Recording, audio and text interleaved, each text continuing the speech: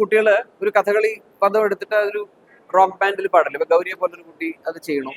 എനിക്കത് വളരെ പോസിറ്റീവായിട്ട് തോന്നുന്നു. ഏറ്റവും അടുത്ത ആളുകളെ നമ്മൾ ക്ഷണിക്കുക. അത് മറ്റൊരാളെ വേണ്ടാന്ന് വെക്കാൻ വേണ്ടിയിട്ടല്ല. പലപ്പോഴും ചില സാഹചര്യങ്ങൾ കൊണ്ട് അങ്ങനെ ആയിപ്പോണമെന്നുണ്ട്. അപ്പൊ ഞാൻ അങ്ങനെ ഒരു പരാതിക്കാരനല്ല. എനിക്കൊരു കച്ചേരിയുടെ ഫ്രീഡവും കച്ചേരിയിൽ ഞാൻ സൃഷ്ടിച്ചെടുക്കാൻ ശ്രമിക്കണ ഒരു സൗന്ദര്യ സങ്കല്പമൊക്കെയാണ് എന്നെ കൂടുതൽ അട്രാക്ട് ചെയ്യണം. ഒരുപാട് പേര് എക്സ്പ്ലോർ ചെയ്യാത്ത ഒരു മനോഹരമായ പാട്ട് നമ്മുടെയൊക്കെ പ്ലേലിസ്റ്റിൽ ഉണ്ടാവുന്നില്ലേ? ആ പാട്ടിന്റെ പേര് നമുക്കൊരു സ്വകാര്യ അഹങ്കാരം തന്നെ ഉണ്ടാകും, അധികം ആരും കേട്ടിട്ടില്ലല്ലോ എന്ന്. ഒരു മനുഷ്യൻ തന്നെ അങ്ങനെ മനോഹരമായ പാട്ടുകളുടെ ഒരു പ്ലേലിസ്റ്റ് ആയാലും എങ്ങനെ ഉണ്ടാകും? പ്രിയപ്പെട്ട ശ്രീവത്സൻ ജെ മേനോനാണ് നമ്മോടൊപ്പം. ഞാൻ വളരെ വൈകി എക്സ്പ്ലോർ ചെയ്ത ഒരു മ്യൂസീഷ്യനാണ് താങ്കൾ. അതിൽ പിന്നീട് എനിക്ക് റിഗ്രറ്റ് തോന്നിയിട്ടുണ്ട്, കാരണം എന്തുകൊണ്ട് നേരത്തെ കേട്ടില്ല എന്ന്. മലയാള സിനിമ അല്ലെങ്കിൽ മലയാള സിനിമ സംഗീതം ഒരുപാട് എക്സ്പ്ലോർ ചെയ്യാത്ത ഒരു മ്യൂസീഷ്യനാണ് താങ്കൾ, അല്ലെങ്കിൽ മലയാള സിനിമാ സംഗീതത്തെ ഒരുപാട് എക്സ്പ്ലോർ ചെയ്യാത്ത ഒരു മ്യൂസീഷ്യനാണ് താങ്കൾ എന്ന് തോന്നിയിട്ടുണ്ട്. എനിക്ക് തോന്നുന്നത് നമ്മുടെ വഴിക്ക് വരണ പ്രോജക്റ്റുകൾ അല്ലെങ്കിൽ സിനിമകൾ നമ്മൾ ചെയ്യാം എന്നുള്ളതാണ് എനിക്ക് തോന്നിയിട്ടുള്ളത്. എന്നാലും എനിക്ക് തോന്നുന്നു എന്നെ ഇനിയും പ്രയോജനപ്പെടുത്താൻ സാധിക്കും എന്നുള്ളതാണ്. പക്ഷെ അതൊക്കെ പല പല ഘടകങ്ങളിലാണ് അതിൻ്റെ ചുറ്റും നിൽക്കണം. ഞാൻ വളരെ പോസിറ്റീവായിട്ടാണ് പറയുന്നത്. കാരണം ഇപ്പം നമ്മളൊരു സിനിമ ചെയ്യുമ്പോൾ നമ്മുടെ കൂടെ നമുക്ക് നമ്മുടെ വേവ് ലെങ്തിലുള്ള ആളുകൾ, അതൊക്കെ ഒരു വളരെ പ്രധാനപ്പെട്ട ഘടകമാണ്. അപ്പോൾ ഒരു ഗ്രൂപ്പായിട്ട് സിനിമ ചെയ്യുന്ന സമയത്ത് നമ്മൾ ചിലപ്പോൾ ആ ഗ്രൂപ്പിൽ ഉണ്ടാവണം എന്നില്ല.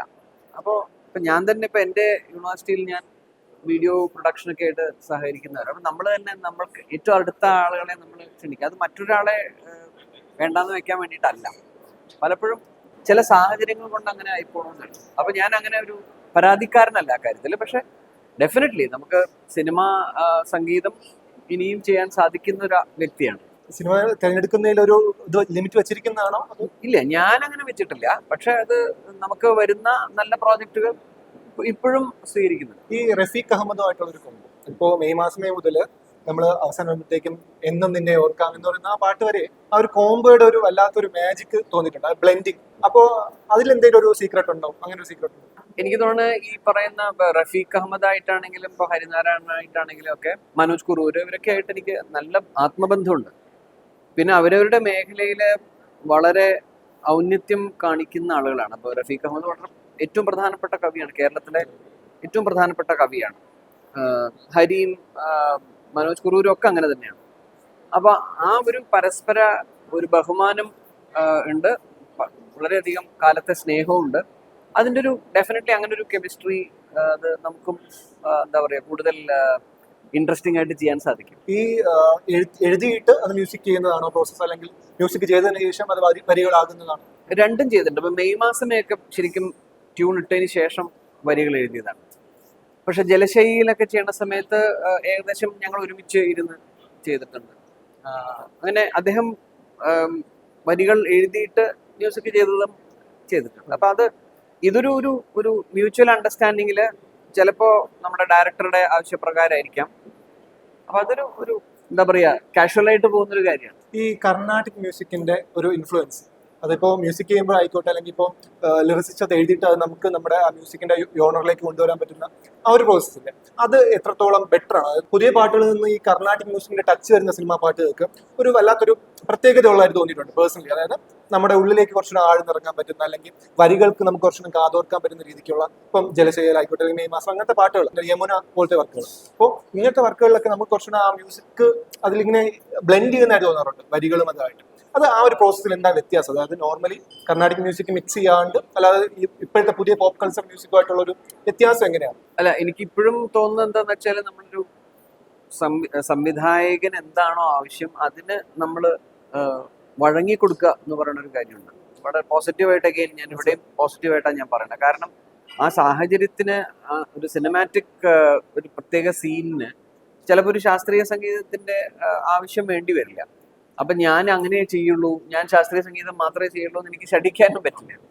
അപ്പോൾ ഇതൊരു ഒരു ഒരു എഗെയിൻ ഒരു എന്താണ് ഒരു ബാലൻസ് ആണ്. നമ്മൾ ചിലപ്പോൾ വളരെ പ്ലെയിൻ ആയിട്ടുള്ള ഒരു ഒരു സിമ്പിൾ നോട്ടായിരിക്കും, ചിലപ്പോൾ ഒരു ഫോക്ക് സോങ് ആയിരിക്കും.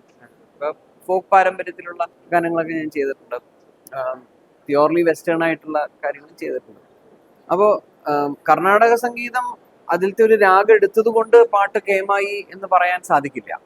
അത് ചിട്ട ചെയ്യപ്പെടുന്നതും ആ വരികളും അതിന്റെ സ്ക്രീനിൽ വരുന്ന ആ മാജിക്കും ഇതെല്ലാം കൂടെ ചേർന്നുള്ള ഒരു ജസ്റ്റ് ബിക്കോസ് ഇതൊരു കർണാടക സംഗീതം രാഗമാണ് എന്നുള്ളതുകൊണ്ട് it is not an immediate guarantee that it will be a good song. അങ്ങനെ ഒരിക്കലും പറയാൻ പറ്റില്ല. ആസ് എ മ്യൂസീഷ്യൻ സാറിന് ഇപ്പോൾ സിനിമാ പാട്ടുകളിൽ കൂടുതലായിട്ട് വർക്ക് ചെയ്യുന്നതാണ്, അല്ലെങ്കിൽ യമുന പോലുള്ള പാട്ടുകൾ, അല്ലെങ്കിൽ ഇൻഡിപെൻഡന്റ് ആയിട്ടുള്ള മ്യൂസിക് വരുന്ന ഫ്രീഡം നമുക്കുണ്ട്, കുറച്ചുകൂടെ നമുക്ക് നമ്മുടെ ക്രിയേറ്റിവിറ്റി അതിൽ കൊണ്ടുവരാൻ പറ്റും. മ്യൂസിക് സിനിമയിലാകുമ്പോഴത്തേക്ക് അത് കുറച്ച് ലിമിറ്റേഷൻസ് ഉണ്ട്. അപ്പോൾ ആസ് എ മ്യൂസീഷ്യൻസ് കൂടുതൽ സാറ്റിസ്ഫൈ ചെയ്യുന്നത് ഈ പറയുന്ന ഇൻഡിപെൻഡന്റ് വർക്കുകൾ തന്നെയാണ്. ഞാനൊരു ഇൻഡിപെൻഡന്റ് അല്ലെങ്കിൽ ലളിതഗാന ശാഖയിൽ അധികം വ്യാപരിക്കുന്ന ആളല്ല. ശരിക്കും പറഞ്ഞാൽ എനിക്ക് കർണാടക സംഗീതത്തിന്റെ എനിക്കൊരു കച്ചേരിയുടെ ഫ്രീഡവും കച്ചേരിയിൽ ഞാൻ സൃഷ്ടിച്ചെടുക്കാൻ ശ്രമിക്കണ ഒരു സൗന്ദര്യ സങ്കല്പമൊക്കെയാണ് എന്നെ കൂടുതൽ അട്രാക്ട് ചെയ്യണം. തീർച്ചയായിട്ടും അതേസമയം സിനിമയിൽ നമ്മൾ ചെയ്യുമ്പോൾ നേരത്തെ പറഞ്ഞ പോലെ ഒരു കൃത്യമായ ഒരു പ്ലാൻ ഓഫ് ആക്ഷൻ ഉണ്ട് ആ സിനിമയ്ക്ക്.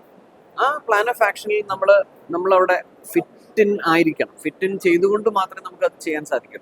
ഒരു സംഗീത കച്ചേരി ഞാൻ നടത്തുന്ന സമയത്ത് അങ്ങനെയല്ല, ഞാനാണ് അത് നിയന്ത്രിച്ചുകൊണ്ട് പോകേണ്ടതാണ്. അപ്പൊ ആ നേരത്തെ റെസ്പോൺസിബിലിറ്റി, ആ ക്യാപ്റ്റൻ എന്ന് പറയുന്നത് ഞാനാണ്. അപ്പോൾ രണ്ടിൻ്റെതായ ഒരു സർഗാത്മക സാധ്യതകളുണ്ട്. രണ്ടും ഞാൻ ഈക്വലി എൻജോയ് ചെയ്യുന്ന ഒരാളാണ്. ഇപ്പോൾ മാറ്റങ്ങൾ ഇപ്പോൾ എല്ലാ മേഖലയിലും ഉണ്ടാവും. സിനിമാ മ്യൂസിക്കിലായിക്കോട്ടെ, അല്ലെങ്കിൽ ഈ പറഞ്ഞ പോലെ കർണാടിക് മ്യൂസിക്കിലായിക്കോട്ടെ, ഇതിലൊക്കെ ഈ പറഞ്ഞ പോലെ മാറ്റങ്ങൾ A to Z എല്ലാ മേഖലകളിലും ഉണ്ടാവുന്നുണ്ട്. അപ്പോൾ ഈ മാറ്റങ്ങളെ പോസിറ്റീവായിട്ടാണോ സാർ കാണുന്നത്, അതോ ഇപ്പോൾ ഒരു 5 വർഷത്തിനപ്പുറം ഈ മാറ്റങ്ങൾ എങ്ങനെയായിരിക്കും നമ്മുടെ മലയാള സിനിമാ ഗാനശാഖയും അല്ലെങ്കിൽ ഈ പറഞ്ഞ പോലെ കർണാടിക് മ്യൂസിക്കിനെ മുന്നോട്ട് കൊണ്ടുപോകുന്നത്? ഇപ്പോൾ തന്നെ കർണാടിക് ഫ്യൂഷൻ ഒക്കെ ഇപ്പോൾ ഒരുപാട് പോപ്പുലറായ കാലമാണ്. അപ്പോൾ എന്തായിരിക്കും ഒരു 5 വർഷത്തിന് ശേഷം അല്ലെങ്കിൽ 10 വർഷത്തിന് ശേഷം ഈ പറഞ്ഞ മ്യൂസിക്കിന്റെ ഒരു വളർച്ച എങ്ങോട്ടായിരിക്കും? എനിക്ക് തോന്നുന്നത് വളരെ ലൈക്ലിഹുഡ് 5 വർഷം എന്ന് എനിക്ക് പറയാൻ പറ്റില്ല, പക്ഷെ ഒരു 10 വർഷത്തിനുള്ളിൽ എനിക്ക് തോന്നുന്നു ഒരു പുതിയ കംപ്ലീറ്റ്ലി ഡിഫറെന്റ് ഒരു ഫോം വരാൻ നല്ല സാധ്യതയുണ്ട്. കാരണം ഇന്നത്തെ കുട്ടികൾ അവർ കേൾക്കുന്നത് സ്പാനിഷ്, മെക്സിക്കൻ, ഫ്രഞ്ച്, കർണാടക സംഗീതം, കഥകളി ഇതെല്ലാം. അപ്പോൾ ഇപ്പൊ തന്നെ കുട്ടികൾ ഒരു കഥകളി പദം എടുത്തിട്ട് ഒരു റോക്ക് ബാൻഡിൽ പാടില്ല. ഇപ്പൊ ഗൗരിയെ പോലൊരു കുട്ടി അത് ചെയ്യണു.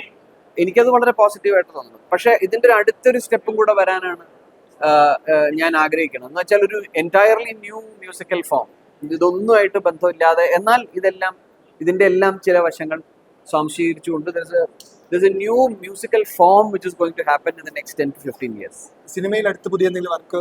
സിനിമയിൽ ഞാൻ ആക്ച്വലി സിനിമയുടെ സംവിധാനത്തിൽ ആണ് ഇപ്പോൾ നിൽക്കുന്നത്. ഒരു കഥയൊക്കെ കഴിഞ്ഞു. അതിന്റെ ഈ വർഷം ഒരുപക്ഷെ സിനിമയുടെ സംവിധാനം തുടങ്ങും എന്നുള്ളതാണ്. Thank you sir.